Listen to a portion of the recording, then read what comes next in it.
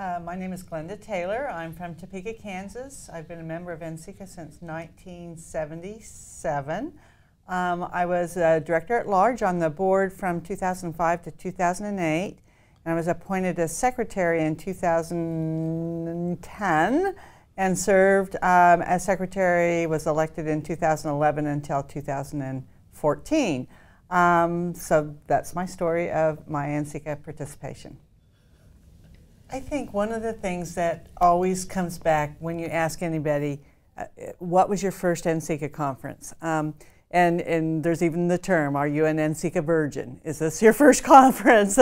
And I remember my first conference, and I remember looking across the room and thinking, I've never seen so many pairs of blue jeans in my life, because that was the 70s and everybody wore blue jeans. And at the dance, I remember feeling the whole room jumping up and down because everybody was dancing at the same time.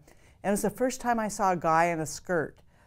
It was an eye-opening adventure for me, and everywhere you looked, you felt comfortable with talking to anybody that had the NCECA badge on. You could go into any bar by yourself, sit down and have a conversation because you knew they had something in common. So those are the things that come back to my mind over the 30 or more conferences I've been to over the years. I remember one of the things that got me interested in serving on the board was I began by writing for the journal, and I don't even remember exactly, but Robert Harrison is someone that I remember connecting with, and I would go to a session and take notes, and we were asked then to submit, because all of this was done post-conference, submit what we had seen in that session, or I would go to an exhibition and I would write about the exhibition and then submit to the journal. So it's handled much differently now, but that's what got me first involved with the idea of volunteering for the organization. So I think that level is a good place to begin, is through the volunteer activity and seeing how you can serve the organization to do our purposes. This is me. I remember sitting in those board meetings thinking, wow, I hope I could just keep up with what they're thinking about and what they're talking about. And the level of professional expertise that's coming in from a variety of sources used to be mostly just sort of college educators who would be on the board, and now we have people from all aspects of the ceramic community on the board, so that's exciting. The mission, I think, has become more focused, and the activities have become more directed towards meeting the mission. And that's primarily, I think, because of our expert executive director. And Josh has made a huge difference in the organization by keeping us focused. He doesn't impose his own viewpoint, but he helps the board realize and the organization realize the goals. So those are the things that I see as positive developments in the most recent years. I think one of the things that NCECA needs to address and help each one of us with over the next 5 to 30 years is how we deal with our environmental impact. We are environmental consumers. At what degree do we consume more energy than a painter? I'm not sure. How do we deal with our waste stream?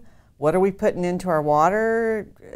All of those sorts of matters I think we need to be more aware of. And Steve Hilton had a great article recently describing his reaction to what and how he's changed his own work.